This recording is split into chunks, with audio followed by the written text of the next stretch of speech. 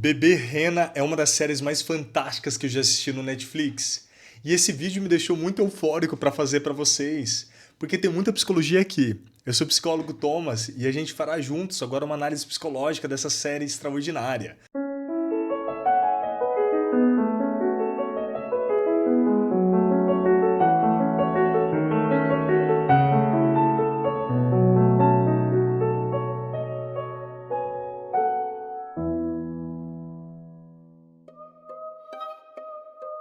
A história acompanha Donnie, um comediante e atendente de bar que conhece Marta. Os dois começam a se envolver, mas o relacionamento vira uma obsessão sufocante por parte de Marta. Não é óbvio à primeira vista o porquê, mas é evidente que Donnie leva uma vida pacata e apresenta sinais claros de baixa autoestima. Ele evita contato visual com seus chefes, serve mecanicamente os clientes, anda com os ombros baixos, se encontra fora de forma, não possui uma vida sexual ativa, mora de favor com a mãe de sua ex-namorada e parece não ter amigos. Todas as tentativas de ele conseguir um bico como comediante parecem lhe sabotar. E todas as vezes que realmente consegue subir a um palco, mesmo que pequeno, as pessoas não lhe dão o seu maior presente: risadas.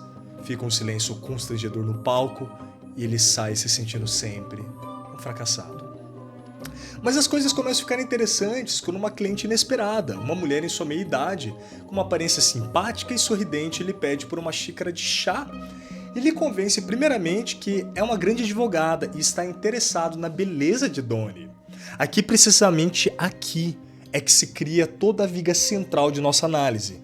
Donnie, um cara desesperado por atenção, validação, amor, confiança e sucesso, é fisgado por uma mulher obsessiva, mentirosa, patológica e com traços de psicose e comportamento antissocial. Quero dizer, quem em sã consciência daria ouvidos a alguém que claramente apresenta sinais de perigo em seu comportamento? Alguém que Donnie tenha passado pelo que Donnie passou.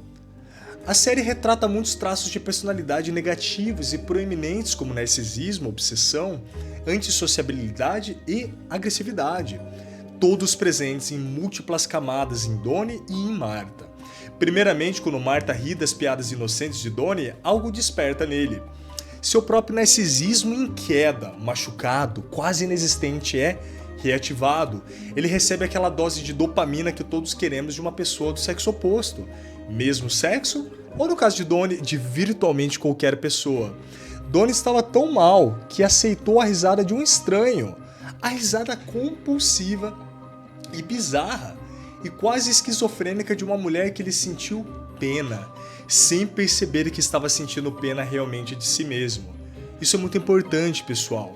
Quanto de Donnie realmente há na Marta e quanto de Marta realmente há em Donnie. Se você prestar atenção, perceberá que Donnie está se identificando com Marta no momento em que ela chega. Os dois são miseráveis, os dois estão sofrendo, e apesar da gente descobrir o que causou os traumas secretos de Donnie, só lá pro meio da série a gente pode ver que Donnie é um comediante desesperado por atenção e validação. Que lá no meio da série a gente descobre que ele conhece um cara chamado Darren, um escritor e crítico de comédia. Um homem que parece muito simpático e acreditar em seu talento, que vê algo no Donnie, que talvez o próprio Donnie não veja e não espera de ver em si mesmo. Um homem que lhe convence a expandir a sua mente através de drogas e soltar o seu talento até que o pior acontece.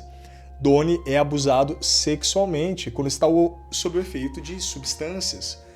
Aqui a gente tem que parar e pensar com muito cuidado. O trauma, a vergonha e o medo de ser descoberto vítima de um abuso já é difícil. Agora, imagina um abuso sofrido por um homem feito por outro homem. Isso é algo inimaginável. Então Donnie criou uma vergonha profunda do que aconteceu.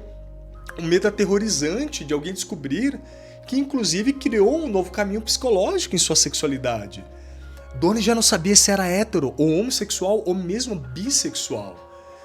Esse é o poder do trauma, ele quebra a identidade de quem somos, ele faz nos questionar de nossas escolhas e a razão do porquê havíamos confiado em nós por todo esse tempo.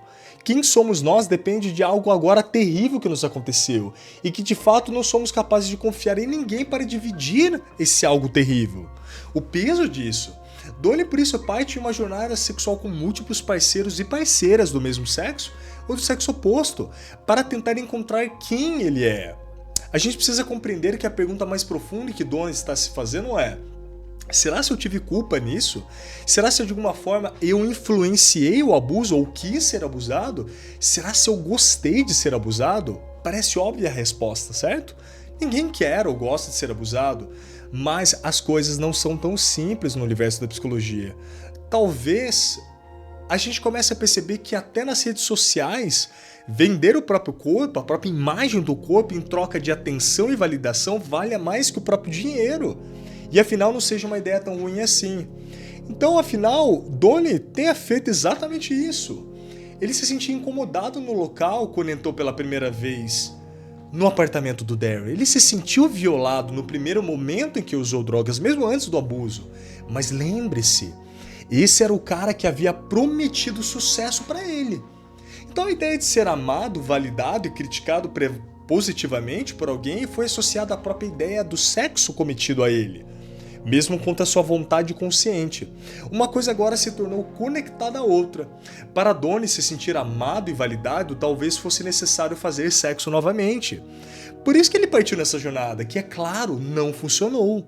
A conexão havia sido criada, e me permita dizer, uma conexão doentia e patológica com Darren. E Darren apenas. Por essa razão que ele procura Darren novamente.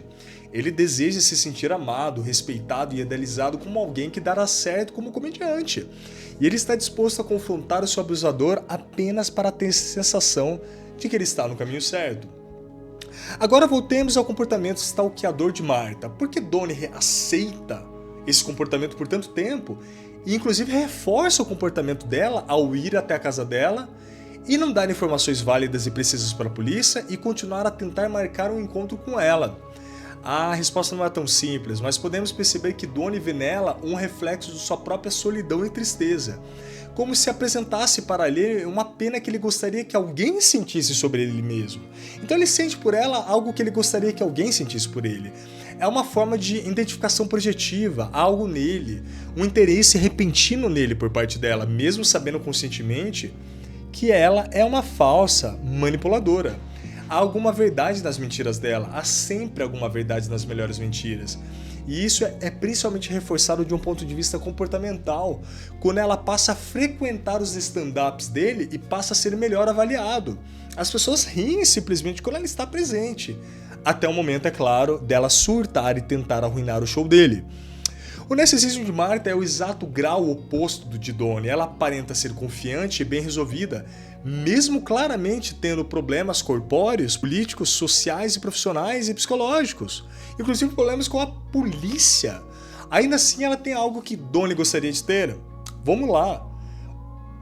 Donnie gostaria de ter a confiança que exala Martha, o narcisismo que ela exala. Então a mulher perfeita aparece para o Donnie. E veja, perfeita porque ela era exato meio da indefinição sexual que ele está sentindo. E é a Tori, né? Então vamos lá, os problemas continuam, porque Donnie agora aparentemente conhece uma mulher perfeita, a Tori. Uma mulher que é o exato meio termo da indefinição sexual que ele está sentindo. Uma mulher trans que possui aspectos tanto masculínicos, genitálicos, quanto traços femininos, estéticos e comportamentais. Quando tudo parecia melhorar, é claro, ele não consegue ter uma ereção na relação íntima com ela. Isso fica claro quando ele começa a fantasiar tendo relações íntimas com a própria Martha. Martha é alguém que parece entendê-lo. Passar pela mesma coisa, ter sido vítima de uma sociedade que não valoriza os seus traços de personalidade, seu carisma e seu talento. E dos próprios abusos que ela mesma procurou. Martha é a alma gêmea doentia de Donnie. Os dois são espelhos, reflexo um do outro. E as coisas pioram quando Donnie percebe que desenvolve uma obsessão por Martha. Aquele único lugar em sua alma que se sente minimamente entendido, acolhido, mesmo por alguém tão doente e perigoso quanto Martha. Entenda, não é à toa que as pessoas se envolvem com manipuladores ou manipuladoras. Elas simplesmente prometem o que nós queremos ouvir. Ou eles, né? Parecem nos compreender e, pior, realmente nos aceitar em áreas que repudiamos acerca de nós mesmos. O quadro agora estava completo. A namorada de Donnie, Terry, percebe que ele não está realmente afim dela e termina o relacionamento com ele, deixando-o devastado. Seus stand-ups de comédia vão de mal a pior, ele está cada vez mais depressivo, ansioso e aterrorizado, com muito medo. Suas tentativas de ir até a polícia denunciá-la se voltam contra ele, denunciar Marta. É uma mulher fria e calculista, afinal ela depende disso para sobreviver. É tudo o que resta a ela, e Donnie limita ainda mais seu mundo ao ver que talvez ele também precise de manipulação, de implorar para os outros por atenção, amor e validação, e até vender a sua alma e dignidade por algumas risadas. Mas então passa a persegui-lo com mais veemência, inclusive ameaçando os pais de Donnie, e a ficar espreitando em um ponto de ônibus em uma noite fria e congelante. Por que Donnie vai então ajudá-la? Pena. Não há outra explicação possível. Pena e compaixão são os sentimentos mais perigosos e muitas vezes se voltam contra nós que sentimos tanto esse sentimento. Donnie sente que ela, como ele, não há mais para onde ir. Por pior que ela seja, ela ainda parece ter autenticidade em sua louca obsessão. Algo que Donnie está louco em sua vida por ter. A autenticidade. Todos nós queremos ser vistos como realmente somos, além dos defeitos, com nossas próprias luzes, com nossa bondade, com nossa escuridão e com o nosso desejo de realmente sermos amados e nos conectarmos com outras pessoas. Então Donnie tenta um último show de comédia, aquele que mudaria a sua vida completamente. Donnie despeja no palco suas frustrações, seus medos, e como a audiência fosse um grande e unificado terapeuta, todos se comovem, um silêncio paira no ar entre as suas palavras. E Donnie diz algo que mudaria a vida de quem assistisse aquele show para sempre. Eu amo me odiar. Isso é completamente impactante. Eu amo me odiar. Quando Donnie realmente sentiu uma espécie de vergonha tóxica por ter sido abusado, o quanto ele temia que os outros o acusassem de sua homossexualidade implícita, e o quanto ele se punia por desejar agora homens e mulheres igualmente. O quanto ele se arrebentava por não se dar bem nos shows de comédia, o quanto ele não gostava de si mesmo e o quanto desprezava a si mesmo. Donnie. Todos temos um pedaço de Donnie e Marta dentro de nós. Nós ficamos nos expondo em redes sociais por um pedaço de validação malogrado. Vendemos nosso corpo, nossa dignidade, perseguimos inscritos no canal como uma moeda que compraria finalmente a felicidade que tanto buscamos. Seria ridículo se não fosse trágico. O quanto desperdiçamos nossa vida em busca de um pouquinho de amor e atenção. Por fim, tudo parece se ajeitar para Donnie na série. Alguém filmou seu desabafo, seu coração quebrado ao vivo e o vídeo se tornou viral. Ele conseguiu finalmente a atenção que queria. Entrevistas, respeito, amor, dinheiro, até que Marta liga para ele. Ela conseguiu de alguma forma um novo número dele. Tudo ruim. A vergonha tóxica volta com tudo. E ele se sente como se precisasse checar ela. Como se tudo aquilo que ele estava recebendo de bom do mundo fosse falso, inautêntico, prejudicial e que a qualquer momento se voltaria contra ele. Marta, seu porto doentio seguro. Ele tenta buscar ela uma vez mais até finalmente desistir da ideia e procurar seus pais, pois ela passou a ameaçá-los uma vez mais. Ele vai até a polícia e consegue finalmente processá-la e prendê-la apenas para pegar todos os e-mails, áudios, mensagens e criar uma nova obsessão. Categorizar em emoções o que Marta sentia. Ele queria compreendê-la, desvendá-la, resolver o mistério da vida e da personalidade dela, porque no fundo, ele sabia que o mistério de Donnie, seu próprio, ainda não havia sido resolvido. O final é genial. Ele vai até um bar, numa movimentação, num comportamento que lembra exatamente como ele conheceu Marta. Pede uma xícara de chá, algo que ela mesma já fez no passado, e finalmente percebe. Ele se tornou Marta. Na verdade, ele sempre foi ela.